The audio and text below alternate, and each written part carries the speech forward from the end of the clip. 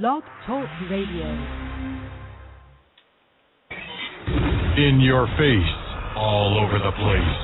We're online 24/7. 24/7. You're listening to the hottest internet station. Hey, it's your girl, Nina Capone. You already know it's In the Streets Radio, and we about to get it popping tonight. If you haven't been on my In the Streets Radio page or my Nina Capone page on Facebook, of course, you'll know that tonight we have a special guest, Mr. Steve Bluestein, or Bluestein. I could be messing that up. I'm sure he will let me know. And he is the author.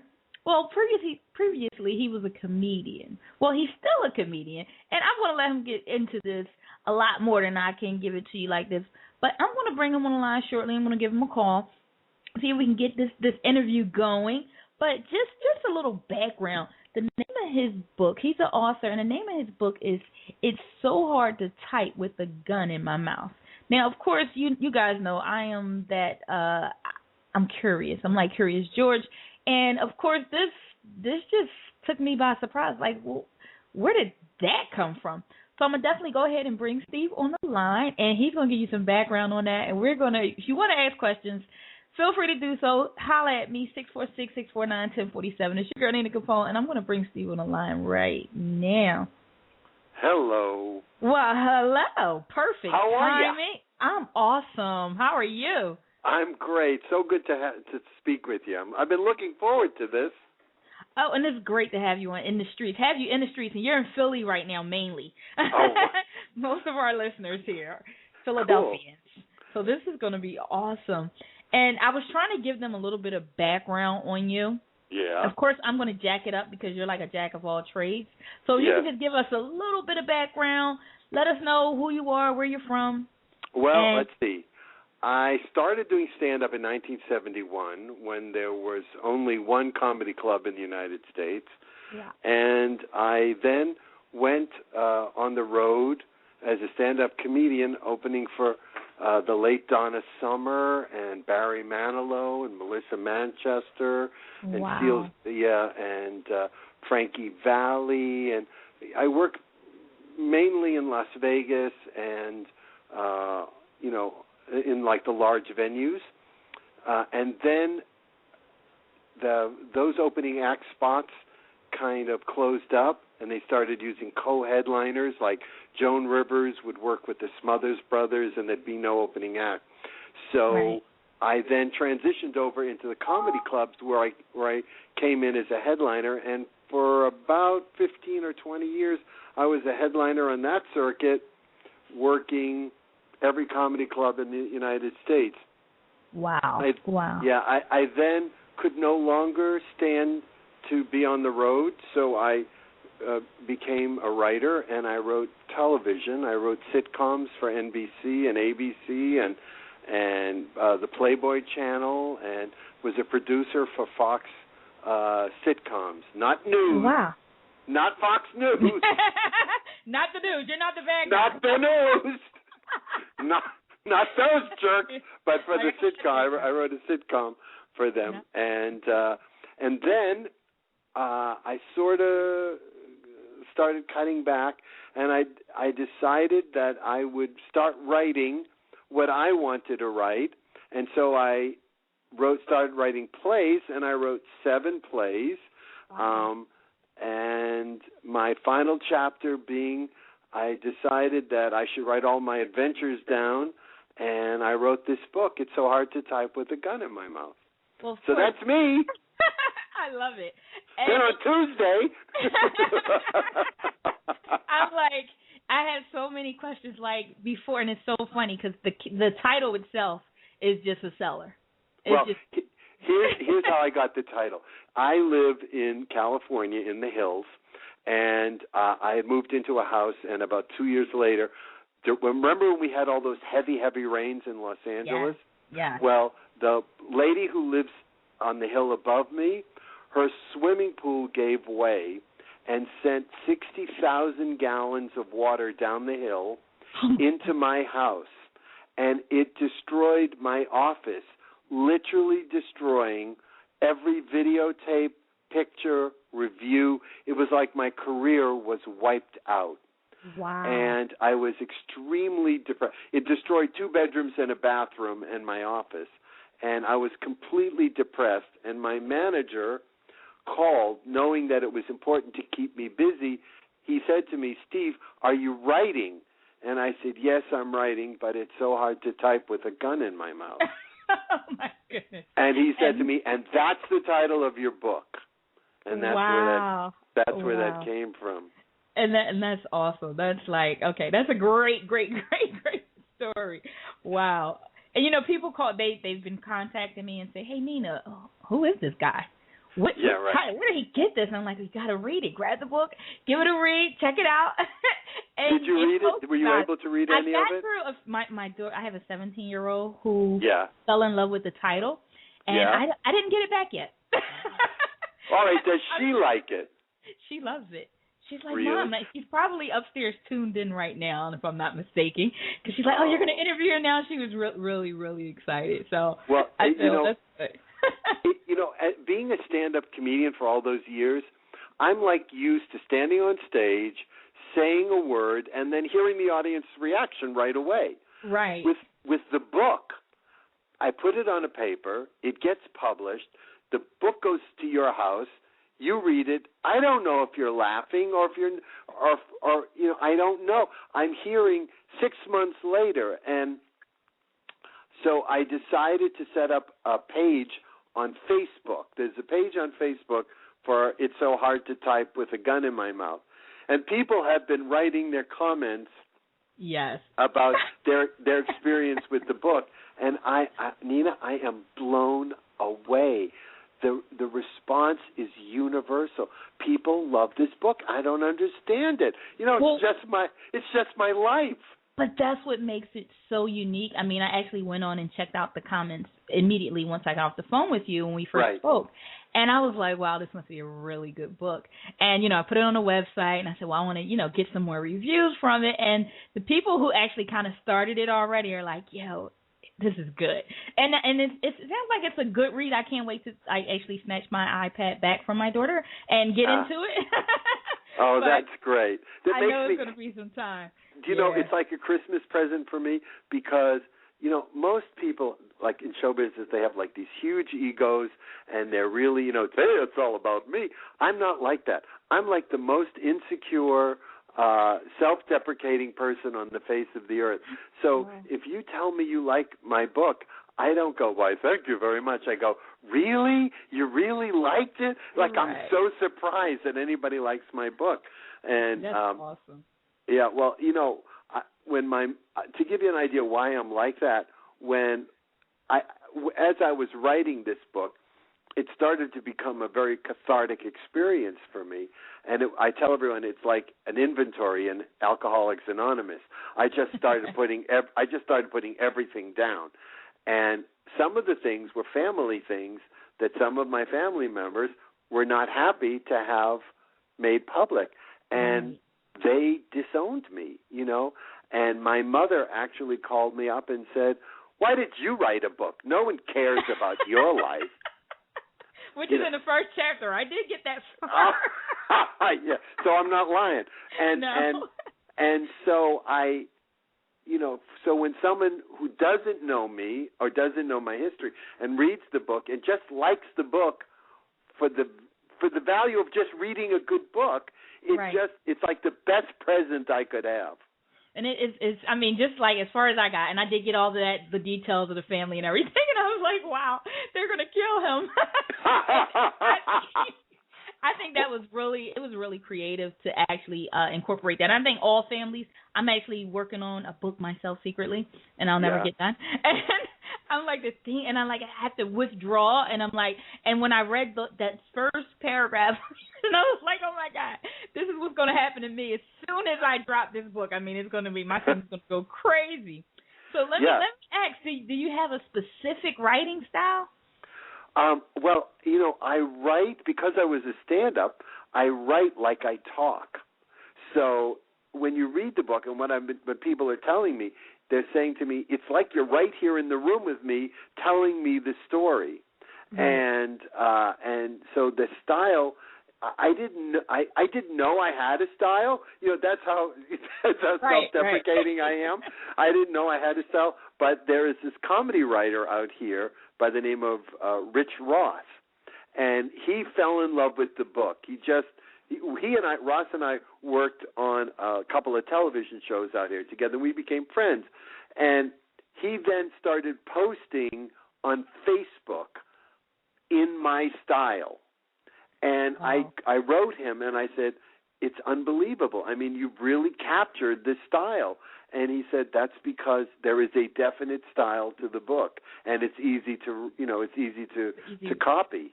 Right. And it's an easy read. I mean, just for my daughter to grab it. Thing. She's like, Mom, you could just flow with it, and I can't wait to hear her real feedback on the book, because it's really getting her to kind of like push through and read, and you have to force kids nowadays. But with a title like that, you'll never have to force them. Well, you know what's so wonderful? To hear that a 17-year-old loves it as much as the 50-year-olds. That to me is like I'm telling you, you're giving me Christmas presents here. But well, that's awesome. I had a woman in Japan contact me because, with the Internet now, everything is universal. Yes. And this woman in Japan wrote me, and she said, I read your book. I have never laughed so hard in my life. And I wrote her back, and I said, do you mean to tell me that you understood the humor in my book in Japan? She said, absolutely. It's universal. Wow. She says we're all the same. We all have the same concerns. She is now trying to translate it into Japanese for me. Oh, nice. And that would be awesome. Definitely. Wow. See how, and like you said, right now everything is, with the Internet, everything is universal, and that's, you don't know who's going to hear this, and they're going to be like, wow, let me check him out. So it's going to be like. Well, I have people in England, in Australia, in Canada, Mexico, Nova Scotia, Japan, France, Italy. Italy. I got a letter from a guy in Milan telling me it's the funniest book he's ever read. Wow. I said, he's a doctor. He's a liver transplant specialist. He called and said, I never loved a book so much ever. And I said, I couldn't believe what I was hearing. I couldn't believe it. Little old me wrote a book. Yeah. Right. Well, you never know. You never underestimate yourself. Apparently, you are great at what you do. Well, you know what? I ever since I was a child, I had this genetically engineered sense of humor. I got it from my father, and I just see the world a little differently than everybody else. And I see the humor in everything. For instance, when Sandy hit New York, I was watching the victims talking on the news, and I turned to a friend and I said, when Katrina happened, those people sounded like victims. Oh, my God, we have no water. It's just horrible. I said, the people in New York, they all sound like perks. Hey, we got no water here. What the hell's going on? And I got hysterical because they didn't sound like victims. Right. New Yorkers never do. They sound like, if I don't get electricity, I'm going to kill somebody. Exactly. That's the tone of all New Yorkers. Shout out to all my New Yorkers listening. Yeah. And believe me, nobody loves New York more than I do.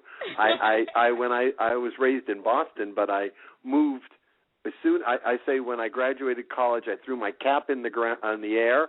By the time it hit the ground, I was living in New York. Wow. And the book is filled with New York stories. Oh. My heart is in New York, and it's where I was raised in Boston, but I grew up in New York, if you know what I mean. Exactly. And that's what I think my daughter likes. She loves New York. So I think I'm going to get that message out of her, too. Oh, good. I would love to hear what she has to say, Oh, too. Definitely. I'll let her reach out to you so we could definitely, you guys can go ahead and go back and forth. Email me. Definitely. So is there like a specific message that you wanted your readers to grasp when reading your book? Yeah, well, you know what? I think it's on the very last page of the book, and it says, I just want you to know that if I could get through my life, then you can get through yours. Nice. And we're all in this together. Nice. And that's because, I mean, I once had a shrink say to me, why you're not in an institution making belts is beyond me. He said, you should be, with your history and your family and your parents, what they've done to you, you should be not able to stand. And wow. He said, you're a survivor.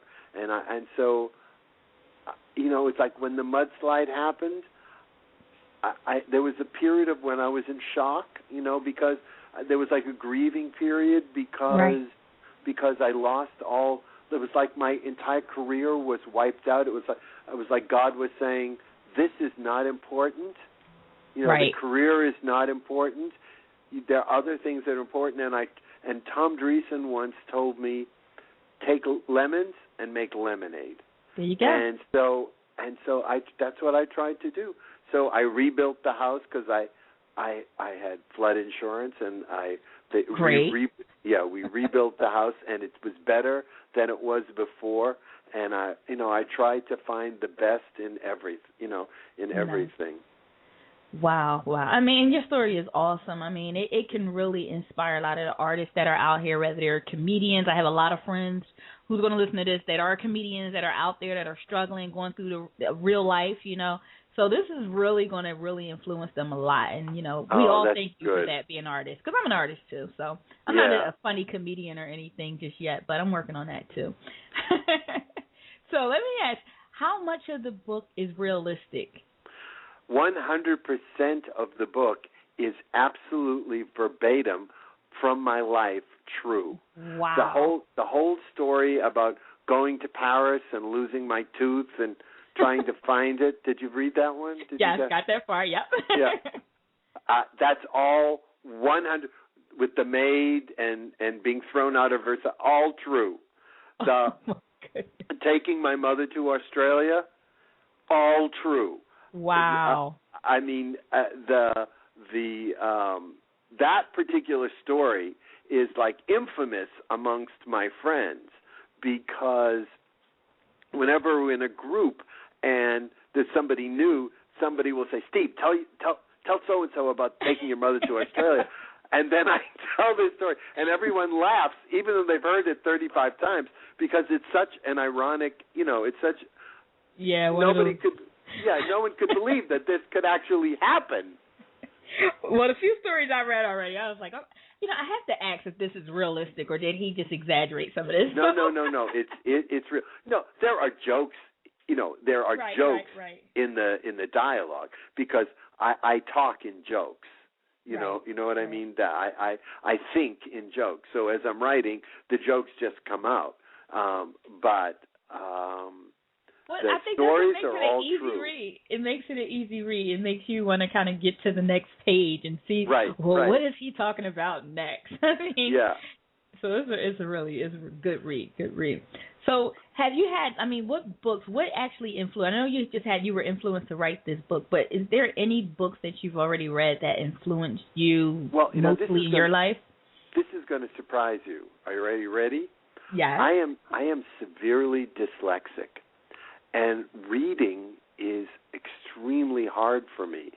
As a matter of fact, the book sat in my drawer for 3 years because I couldn't proofread it. I couldn't get myself to sit down and read the 311 pages. And finally, I just said, what the hell with it, and I just published it. And I realized when I published it that there were no page numbers, and then I realized there were like 500 spelling errors. And as people were reading it, they'd say, there's an error, and I would correct it. So I don't read as much as I miss reading. I can't do it. I learn everything visually, and that means I sit in front of the television and watch the Discovery Channel and the PBS and the Science Channel and all those channels, and everything I learn by watching, because when I was in college, I had a problem of listening to the professor and writing the notes. And then one year I just gave up. I said, I can't do it anymore. I just can't do it. Wow. And I just sat there and listened to the professor without writing notes. Well, came final time, I remembered everything. Wow. I retained everything. But when I was trying to write and listen, doing two things at once, I couldn't do it. So I've trained myself, like when I would get on a TV show and I'd have a secretary or an assistant, I'd say to her, look, I'm severely dyslexic, and this is going to be your job. You're going to have to catch my mistakes because I can't. Right. It's not that I'm lazy. It's not like I was told as a child. It's not that I'm lazy. It's not that I'm stupid, as I was told as a child.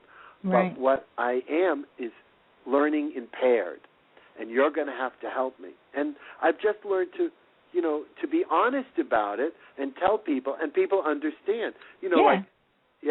Like when, let's say I'm talking to tech support, and they're talking to me, and they say, open the back of the computer and do X, Y, and Z. And what I hear in my head is, open the back of the computer and... And ironically enough, that's what I do for a living. What, tech support? But you would drive me insane. I work for Comcast. And if your cable ever goes down, don't call us. You would drive me insane. I'll tell you what drives me insane. When you call tech support and you hear, oh, no, thank you, my name is Todd, and I will be helping you today. What is the problem with your computer? Where are you, Todd? Oh, I am in Chicago. Yeah, and I'm in Beirut. Right. Right. Exactly. Well, see, now if you call Comcast, you only get me. So. Yeah, that's great. Most people, I did get a review back recently, and the lady said, we have a language barrier, and I'm like, wow. Was I using my accent when I spoke to her? I'm like, okay. I don't know, girl. I can understand you fine. I can understand you fine. I tell you, I said it was a good review. My supervisor thought it was hilarious, and he's like, hey, no accents today, and I'm like, all right, I'll keep it clean. So, is there any entities, companies, just outside of your family that really supported you, really pushed you to move forward with writing? Well, yes, there is absolutely, with writing there absolutely was. There is a writer's workshop in Los Angeles called Carol Mora's Pat on the Back Workshop. And Carol Mora is married to Buddy Mora. Now, Buddy Mora is Robin Williams and Billy Crystal and Robert Klein, their manager. So they are heavily entrenched in the comedy scene. And Carol runs this writer's workshop. And she said to me, is there anything you've ever wanted to write? And I said, well, I have this idea for a play, but I'm really not smart enough to write it. And I just, and she said, oh, you're probably right. You're probably not smart enough to write it. But what I want you to do is I want you to go home, and I want you to write one scene. So I said to myself, well, I can write one scene, sure. So I went home, I wrote one scene. She says, okay, now write the next scene. So I wrote the next scene. Well, she did this until finally I had a full act. And once I saw that I had a full act, I had self-confidence, and I could write the rest of the play. That play was Rest in Pieces, and that was the play that was optioned for Broadway. Yeah, and so I have been in that class now 10 or 15 years. I go every Wednesday, and Carol will give me an assignment to write. So about a year ago, she gave me an assignment about the fight. Okay, so I wrote this play called How to Kill Your Mother Without Really Trying, comedy by a resentful son, Part 1A. That was the title, and it was Nina, it was the funniest thing I have ever written in my life. And I threw it away. You know, I mean, it was like this thing. I brought it into class. We bring in actors and they act. The people were convulsing. They were laughing so hard. So I did a couple of staged readings here in town because I figured, well, maybe I got something here. Right. They got standing ovations, the reading. Wow. So now we're looking for a theater here in L.A. to do a production of it, and I'm hoping there's a theater in Beverly Hills that's interested and one in the NoHo section of Los Angeles that's also interested. So I'm hoping that happens. Oh, it definitely will for you. We'll keep our fingers crossed on this side and keep everything. I know you will. That's awesome. You will. Especially when I come out to L.A., I can come check everybody out because I'm coming out, definitely. When you come out, you let me know, and we'll have lunch or something. Definitely. So, if you had to do it all over again, right? If we're going to just start, I mean, you've done so much, but if you had to do it all over again, what would you change? Well, let's see. You know, that's a wonderful question. When I first started into show business, you know, I was a buyer for the May Company, an assistant buyer, and I got fired from the job, and I decided, well, what the hell, I'm just going to do it, and I got into doing stand-up. But obviously, in the beginning, you're not successful, and you can't support yourself, so you have to take a job. Right. I took a job with Alan Landsberg Productions as a messenger. I mean, that's how far back it was. I was their messenger. And Alan said to me, Steve, watch and learn. And they got me into the union. They gave me scripts to read. I became a script reader for them and discovered quite a few people. And I was on my way up, but my ego at that point I wanted to be a star, quote unquote. So I left to go on the road. You know, I left. And if I had stayed with them, I probably would have had a very wonderful life as a producer in town here. It is a regret, but it's not a regret because, right. You know, I regret not being with those people who are still friends to this day, and I had wonderful experiences on the road. I also had horrific experiences on the road. I mean, I'm sure. You know, with opening acts that, you know, you weren't sure you're going to end up alive in the morning because they were alcoholics, and oh my God, you have no idea what it's like on the road. I grew up on the road. I grew up on the road actually, from 13 to 17. So I had musician parents. Oh, and, no, yeah. Really? Oh no. From London to Pennsylvania. That's a stretch. Oh, so, God. Yeah. I can imagine. We were probably one of your open acts. You're in a hotel all the time, then you go home and you go, oh, my God, look at how big the soap is. What? Right. Look, you mean towels come in colors? Oh, my God. You know. Yes, you do appreciate home. I think that's why I'm a homebody now. I really like being home.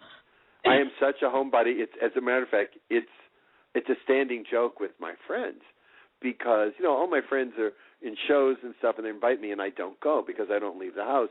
And I posted on Facebook that Bank of America, you can now deposit checks from your iPhone at home. And I said, I never have to leave the house again. You know what? And that's so bad because it's like you could do everything. I actually grocery shopped online, and I said, you know what? You're just lazy. Just get up and go. I had to force myself. But the groceries were better when they delivered them for some reason. Well, you know, I have to get to work. I tried. I tried that. But with my dyslexia, having to go through all those lists of foods, it was like, oh, just shove a pencil in my eye. So in that case, it's easier to go out, you know, like a hunter-gatherer. I go to Ralph's and I get my food. Oh, wow. So is there anything that you're finding like challenging now when you're trying to write, or you're writing a play or a script, or you're just writing, starting a new book? I have to have complete silence. complete silence. And so I lock myself in the office, and the only time that I write now is at like 5 o'clock in the morning or 2 o'clock in the morning, when it's completely quiet, there's no distractions. And I also write, I'm a contributing writer on the comic strip Shoe, S-H-O-E, Shoe. Okay. And I have to submit 7 gags a day. So I get up at like 5 o'clock in the morning, and I write those 7 gags a day and send them in. And then I'll, like today, I don't know if you know who Pat Proft is, but Pat Proft was one of my friends who started with me at the Comedy Store, and he went on to write movies like Airplane and Top Gun and Hot Shots and classic Police Academy, and all those Zucker comedy films were written by Pat Proft. Well, Pat read the book and said, Steve, I love this book so much. He said, it's a movie. We have to write it. So Pat and I are writing it. I just got off the phone. I just got off the phone with him saying, he said, now here's what we need to do tomorrow. I said, look, I can't write until 6 o'clock tomorrow morning. And surprisingly enough, he said, that's so funny because I can't write till 2 o'clock tonight. You know, you can't. So that's the answer to that question. Wow. So do you? Well, I know you said you're home a lot, but do you travel any at this time to promote the book or anything? Well, I've been doing book readings, which have been an absolute hoot for me. Nice. I did one in Boston, and 100 people showed up. I was blown away. Not only was I blown away, but as I was reading, people were laughing, and it's like I know if you don't understand, if you're not a comedian, you don't understand this, but it was so strange for me. That I could be standing reading a book and have people laughing at what I was reading. Right. But I went to Emerson College, and I was taught at Emerson oral interpretation. So as I'm reading, I'm able to interpret it like a story, like telling a story. Right. So I guess people get into it like it's a performance. So I do that, and once a year I will go on a cruise, and I don't even believe I just said those words out of my mouth, because I was never a person who would want to go with the masses someplace. Right. But after the earthquake, it was so traumatic, and it was 6 months of hell. It was reconstruction. It was, living with furniture piled up to the ceiling and mud up to my knees, literally up to my knees, and people coming in to dry out the house. It was hell. I turned to a friend and I said, when this house is done, I'm going on a vacation. I have earned it. And the very next day, I got a postcard from Crystal Cruise Lines that said, we're having a sale. Well, my little Jewish genes went out of their minds. A cruise on sale. So I don't know who Crystal Cruise Lines was. I had never heard of them. I didn't know. All I know is I wanted to get out of L.A. So I went on this cruise. I had the best time I have ever had in my life. Nice. You go to sleep in France, you wake up in Spain. It's unbelievable. Wow. I went to Turkey. I went to Greece. I saw the Acropolis. I went to, then on another trip, I went to St. Petersburg in Russia and Oslo, and then I went through the Panama Canal. I've just had the best time, and so I'll go once a year. I'll go on a cruise and see something that I haven't seen before. That's my goal, is to see something I haven't seen before. Well, that's relaxing. That's something good to do. Definitely something to do. Yeah, and definitely. Get you out the house. Gets me way out of the house. Exactly. Even in the book, it says in the foreword that I was on a cruise when I wrote the book, and that's the truth. I had brought my computer with me on the trip, and I was taking all my notes and combining them into the book that you have in front of you today. Wow. That's when I did it, because it was 2 weeks, and I was alone, and it was quiet. And I would sit on the balcony of my room, and I would just write and get it all out there. Nice. Now, I have to ask, I mean, I looked at the cover, and I said, okay, this is very basic. Who came up with the design of the cover? You're talking to him right here. Nice. I wanted it to be as simple as possible, and I thought the name was so unique that it should pop off the page. So I took a plain white page and dark brown letters, and that's all you see is the title. And people are telling me that they'll have the book and they'll be reading it, and someone will be across from them and saying, "What is that book about?" Because the letters are so big.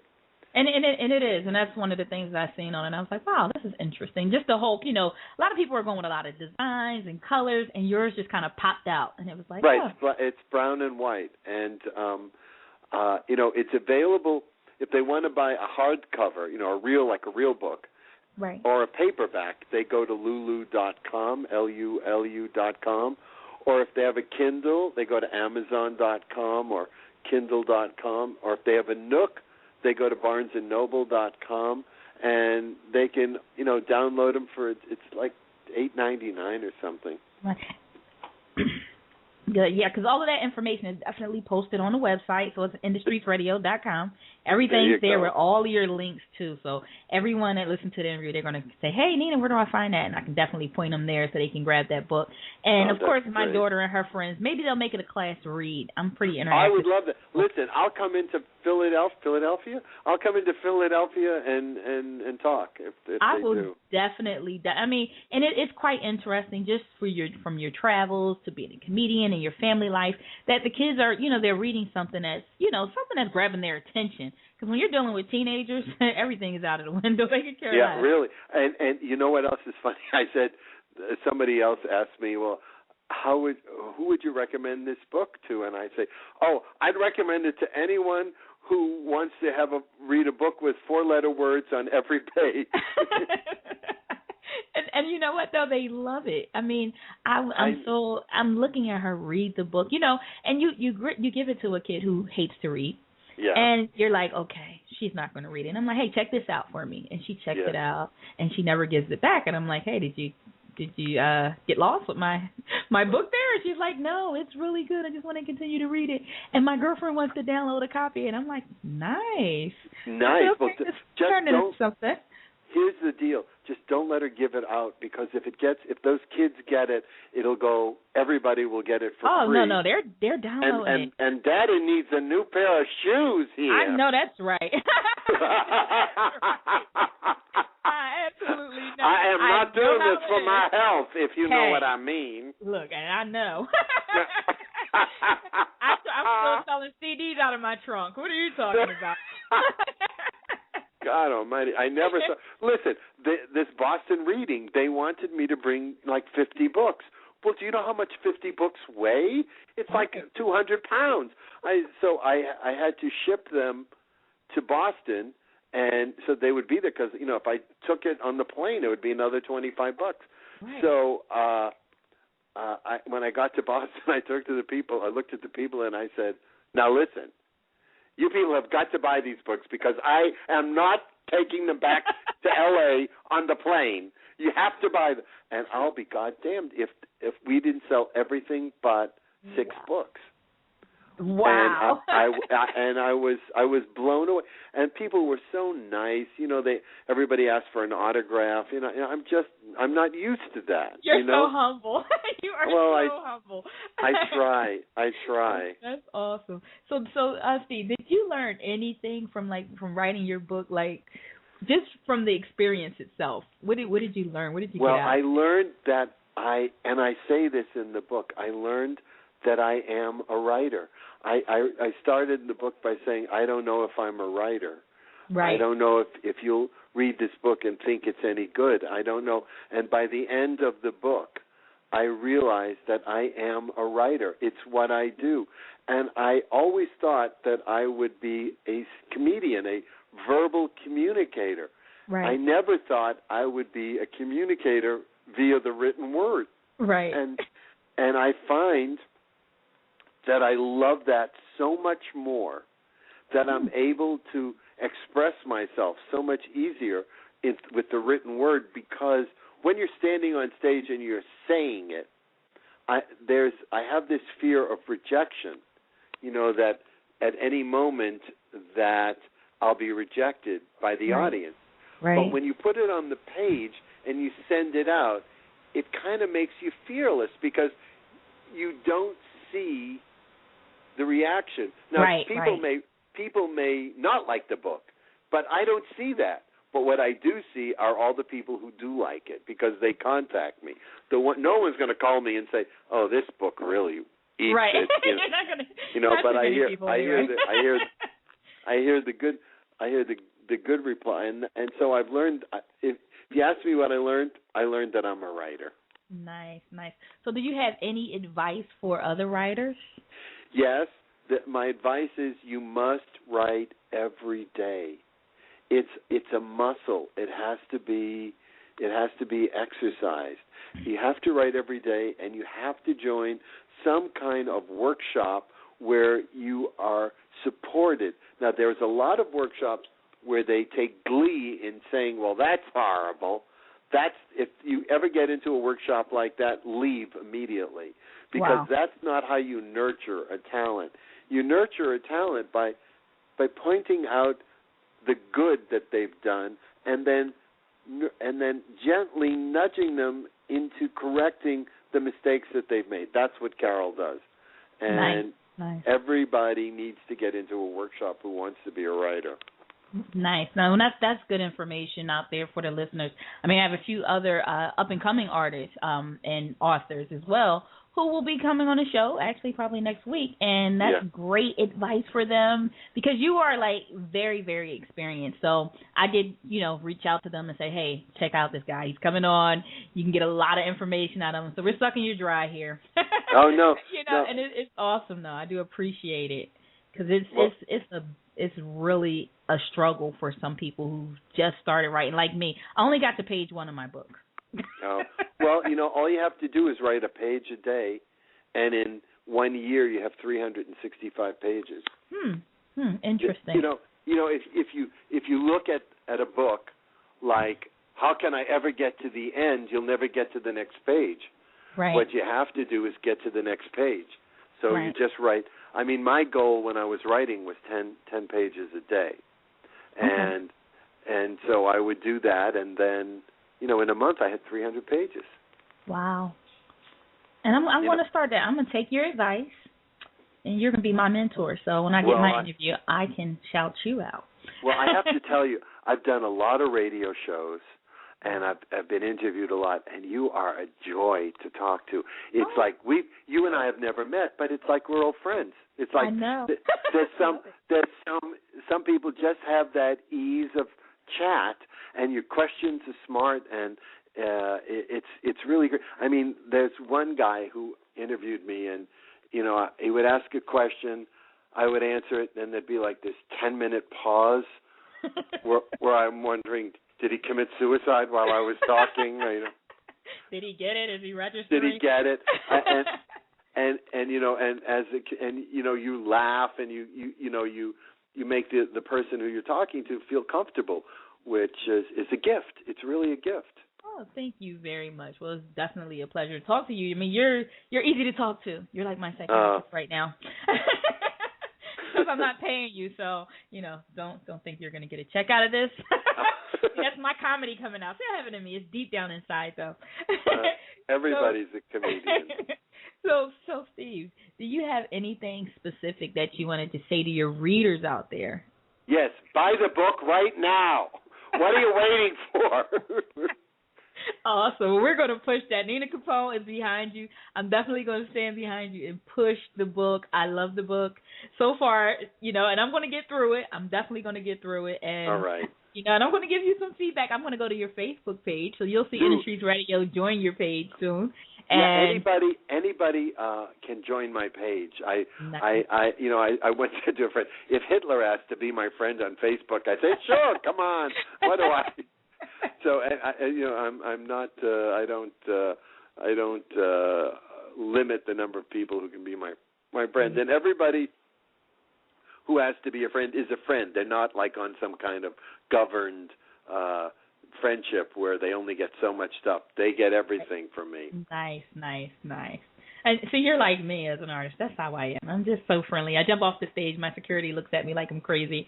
Like, you can't do that. And I'm like, I love people. Well, I don't know about loving people. I've met some pretty rotten ones.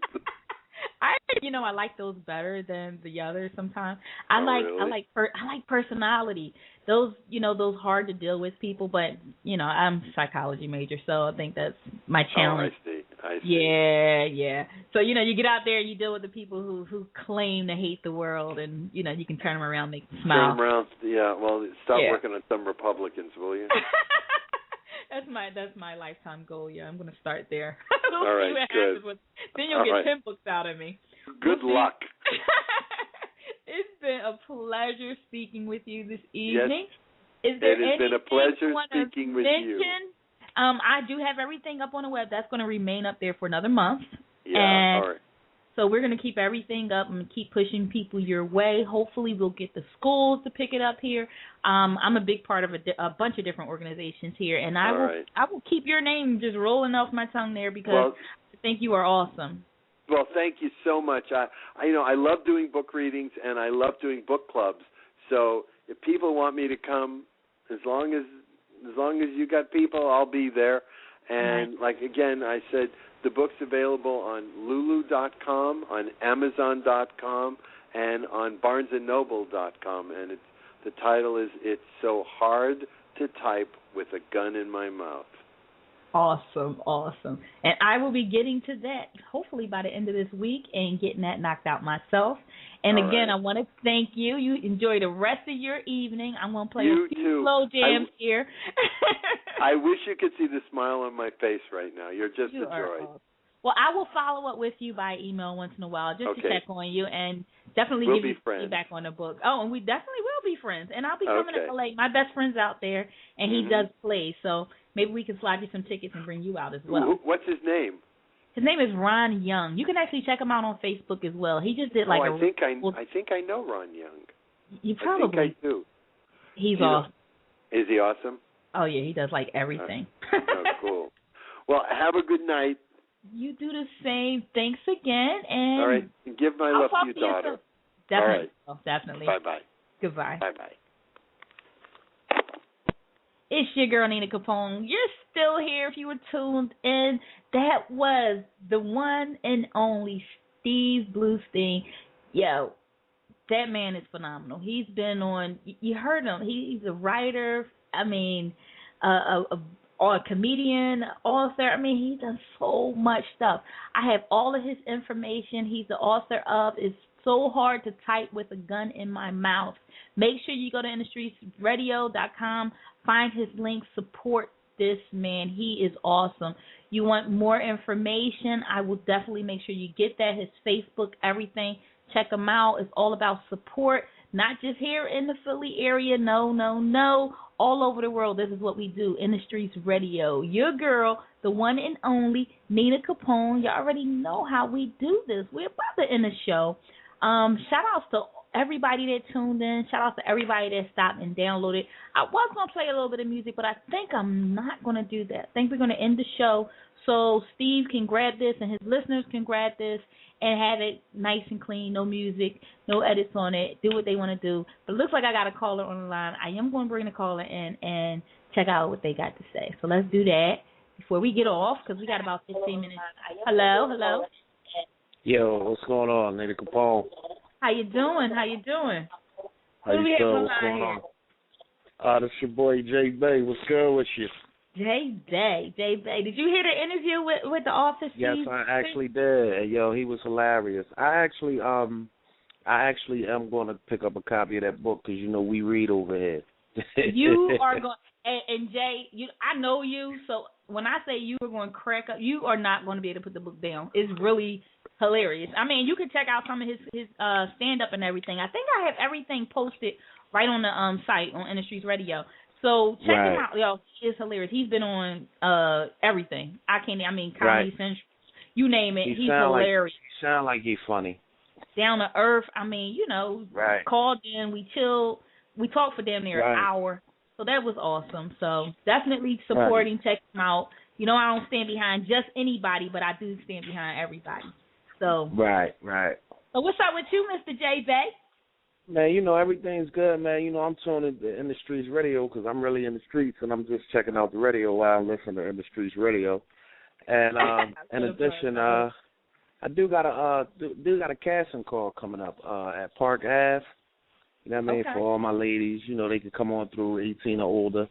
Park Ave, what's the name of it? It's called Park Ave Banquet Hall? Club Park Ave, yeah. Club Park Ave. It's 4952 Parkside Avenue. Okay. It will be Friday, 7 p.m. So ladies, come out.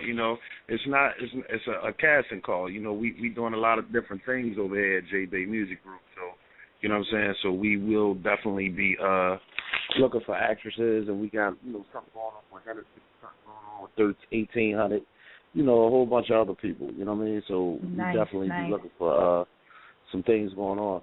Yeah. Can Nina Capone come out? I'm 18. Oh, man, Nina Capone is already there. What are you talking about? She's already there. And she wear her all-in T-shirt. Oh, so I'm glad I know that. Mm-hmm. Right. So make sure, you know what I mean, everybody come check us out, you know what I'm saying? It's real good. It's free food, things of that nature will be free food. In the building. Y'all heard that? Free food will be in the building. They like, what's the address again? You say free food. The address once again is 4952 Parkside Avenue. That's Friday the 14th at 7 p.m. I don't know how many applicants we are taking, so you get there early, first come, first serve. I'm all in. Just like my or you're in the way. Or you're in the way. Or you're in the way. Either one. Definitely though. But we always over at J Bay Music Group, we always checking out In the Streets Radio. Like that's just what we do. You know what I mean? Don't you got a show coming up? Oh yeah, definitely. Oh wait, the same night I got a show. The 14th, the same night I got the same night as the casting call. There's a show at the Cave. That's on Belleville Avenue. Hold on, let me get you that direct address. I'll be performing there. You know what I'm saying, with the unit, the 215 unit. My man putting that together. Tired of these little, these janky promoters. They take underground artists and make them do all kinds of things. Pay to perform. Yeah. I've heard of people paying to perform.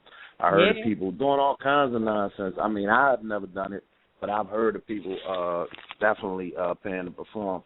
Now, on this show, they got Miss Feisty, J. Bro, All Purpose, Lift, I don't know his name. We got Leaf Bucks, right. We got Fest, we got Mimo the Don, Nabi Michelli, or whatever. That's at the Cave. It's, I'm sorry, listen, I went to public school. I can't read that well. You know what I mean? I can read, I can't spell. I can count that money though. We definitely gonna be at the Cave. We gonna be tearing it down. That's at 364 East Penn Street on Belleville Avenue. That start at 8:30 to 2 a.m. The casting call. So if you smooth enough, let me see how much grind you got in you. If you smooth enough, you can hit both entities. You know what I mean? We will definitely be at Parks Ave. Definitely will be at Park Ave 7 o'clock. So any models, actresses, the casting call that we're calling for, it really requires actresses as well as just models. Like, you just can't look good. We're not looking for the shaky booty girl. If that's who you are, I mean, you can come out too, but that's not what we looking for. That's not what we're looking for with this video. You know what I mean? Right. Pure talent, real talent. It's real talent, right. We're looking for actresses because there's movies coming up. There's a lot of different things coming up that, the Philly, I'm reaching out to the tri-state area, Philly, Delaware, and Jersey. So we right there, you know what I mean? We right there for y'all. This is for y'all. It ain't for me because I can get all the stuff I want. But this for y'all. So definitely come check us out, 4952 Parkside Avenue. That's at 7 p.m. Then once you get there, J Bay, he Mr. Grindhard. He going right from there, right to the show. I'm sorry, at 364 East Penn Street on Belleville Avenue. you know what I mean, at the Cave. So y'all definitely come out. Union 215 will definitely be in the building. Y'all shout out to my man. Shout out to Nina Capone. Shout out to Montana Black. You know what I'm saying? You know, everybody making this thing happen, man. You know, we out here trying to get it, you know. And I mean, well, we ain't trying. We getting it. I don't know what they doing. But I'm all in. Look, that's my new saying. I'm you just in the all way. in. Or you in the way. That's all that matters. If you ain't all in, you all in the way. All you know, that's just how that go. But definitely Nina Capone. Oh, shout out to my man Chingo the Great too. I definitely get at me, cuz you know the number. But yeah, definitely. We definitely here though. You know what I mean? The Union 215 will be in the building. We will be doing this. It's actually 2 shows. This show, the 14th, and then there's another show the following week. So you know what I mean? You come out, it'll be an extravaganza, man. You know, a real extravaganza. And that's what it's about. It's about the artist understanding their, you know, and understanding your worth as an artist. And right. I ain't gonna go heavy into definitely. it, but it's been a movement of mine, as you know, as Jay Bay already know, and most of my listeners already know. All in. This is what we do. We try to make it so artists understand their worth. Like, don't be used out here. Don't get yourself all frustrated. Because right now, I'm seeing a lot of angry-ass rappers. Like, why are you angry? Don't be angry. You know what I mean? Stop letting people take advantage of you. And that's, you know, we always have a conversation, Jay Bay. But, you know, it is what it is. Right, and but, another thing is, I understand, like, one thing for certain, 2 things for sure.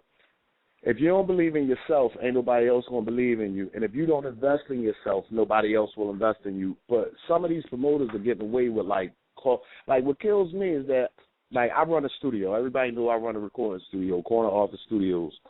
What happens is that you find rappers, they'll pay to perform. They'll pay a promoter to perform at a show, but they don't even want to pay for studio time. Like, right. That just don't make no sense. Like, I know us as rappers, we have a lot of different expenses. Like, and you to get me to perform at your show, like I mean, you know, I ain't saying I'm Lil Wayne or nobody, but you know, if I'm performing somewhere, it's at least, and man, you know, I bring them out. You know, at least I'm gonna have 50, 60 people in your venue just there, just because I said so. Not because they coming with me, just because I say so. And as a promoter myself, I can say that his people will pay. There's nobody trying to get in free or trying to say, "Hey, I'm with Jay Bay." Okay, right. They say, I'm with Jay Bay. They come, they paying. They like, oh, how much is it? We all in. You know what I mean? Right, and like Team All In, you know, we bring them out. So my only thing is with these promoters, I'm bringing you 50 people, 60 people. If you charging $10 a head, that's $600 you just put in your pocket. You couldn't pay me nothing. Right. Nothing. $60, $100, something. When I come through a venue, and this is new to all artists, yo, because with in conjunction with Union 215, I will be throwing events and showcases. When you perform, just as a professional courtesy to whoever's throwing the venue, yo, don't expect to get 10, 15 people in free. Just you, the people that's on stage with you. Like, when I come with people on stage, which is 2 people, and the cameraman. That's it, and myself. Everybody else is with me pays. Everybody. You know what I mean? So just a little heads up to these artists out here that think that they need 50 and 60 people on stage with them. If you got 50 and 60 people on stage with you, nobody in the crowd knows your song. Who's going to sing along with you besides the people on the stage? Exactly. You know what I mean? But definitely, man. I'm getting ready to get up out of here though. But one thing, make sure y'all come out. You know what I'm saying? 4952 Parkside Avenue for the casting call, all models and actresses. I don't want no dudes come up there taking their shirt off. Talking about, can I be in the video? Nah, we ain't on that time. You know what I'm saying? All my ladies in the tri-state area, y'all make sure y'all come out and support. And then after y'all finish doing that, shoot right on over to the Cave, yo, and come check your boy do his thing on stage. And really support all the artists that will be up there. Everybody name who I just messed up. Make sure that you come out to support them as well. You know what I'm saying? Nina Capone will definitely be in the building. No doubt. She will definitely be at the Cave. So y'all make sure y'all come out, man. You know, everything looking real good. Everything is great. you know what I mean? We over here HD, you know what I'm saying? Pay-per-view, you know what I'm talking about? All day. Well, that's my cue. Jay Bay took us all the way to 7:59. That's why I love him.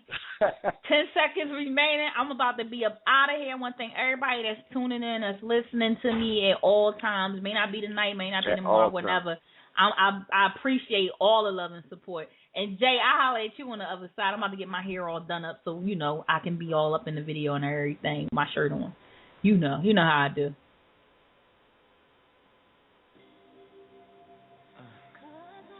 It's your girl, Nina Capone. Thanks again. I'm out of here. Holler at me. Check out the site, www.inthestreetsradio.com. You already know.